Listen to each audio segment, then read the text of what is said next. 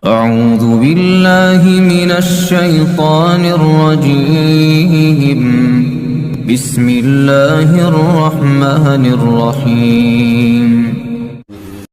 Kalau ada di dalam diri seseorang merasa dirinya lebih hebat dari orang lain, itu jauh dari magam mugarrabin, itu jauh dari makam orang-orang yang dekat dengan Allah, itu jauh dari kedudukan orang-orang yang dicintai Allah, itu jauh daripada derajat para aulia.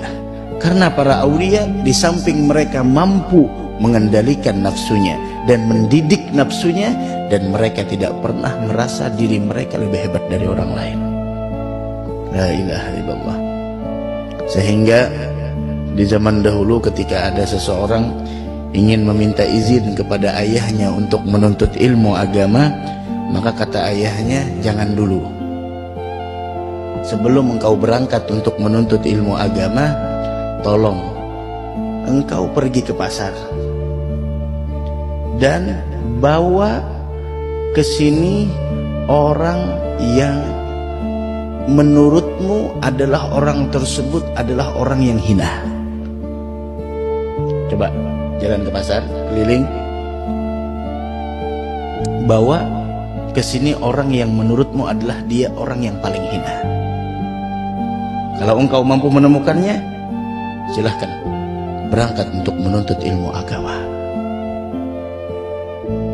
Keluar sang anak dengan semangatnya mencari orang yang lebih hina. Dia cari, masuk ke pasar, ada lihat orang ini, seakan-akan orang ini orang yang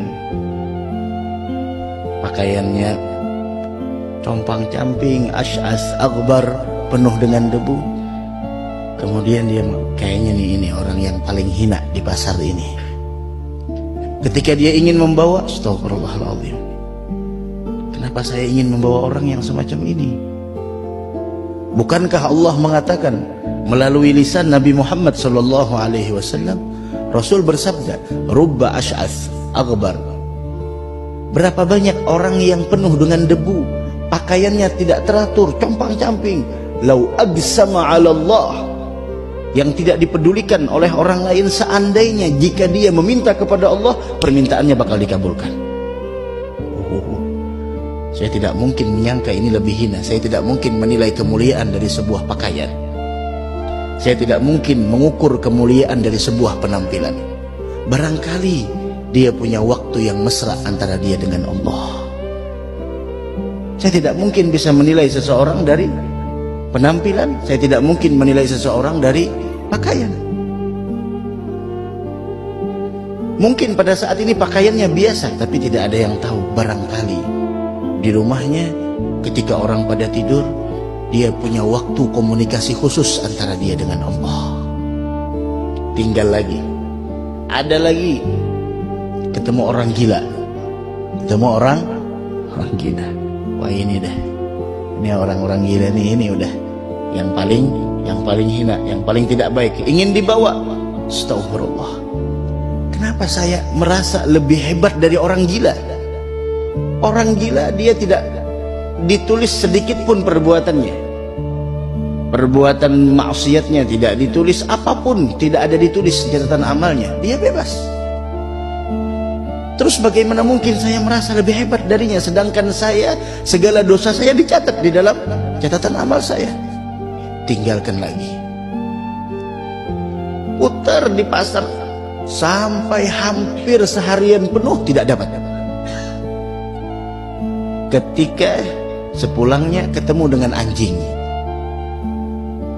Oh ini anjing, oh kayaknya ini nih makhluk yang terhina di permukaan bumi ini. Diikat tuh anjing.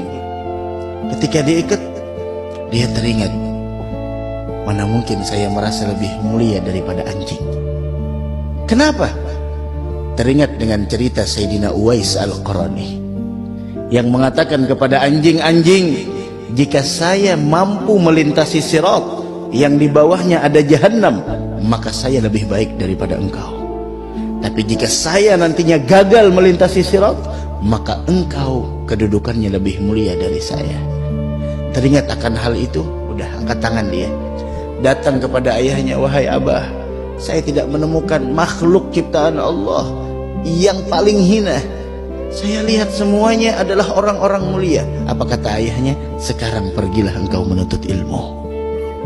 Sekarang pergilah engkau menuntut ilmu. Ketika engkau tidak merasa dirimu lebih hebat dari orang lain, ilmu bakal masuk ke dalam hatimu. Sehingga Sayyidi Syekh Abi Bakar bin Salim Fakhril Wujud, beliau ketika disuruh memilih antara ilmu dengan kebersihan hati, beliau memilih kebersihan hati dan ilmu. Bukan ilmu dan kebersihan hati, tapi kebersihan hati bersama ilmu. Kenapa? Karena tidak sedikit orang yang punya ilmu hatinya busuk. Banyak orang yang punya ilmu dalam hatinya masih ada dendam. Banyak orang yang punya ilmu tapi dalam hatinya namimah, adu domba. Banyak orang yang punya ilmu tapi dalam hatinya dengki. Banyak orang yang punya ilmu tapi hatinya kotor.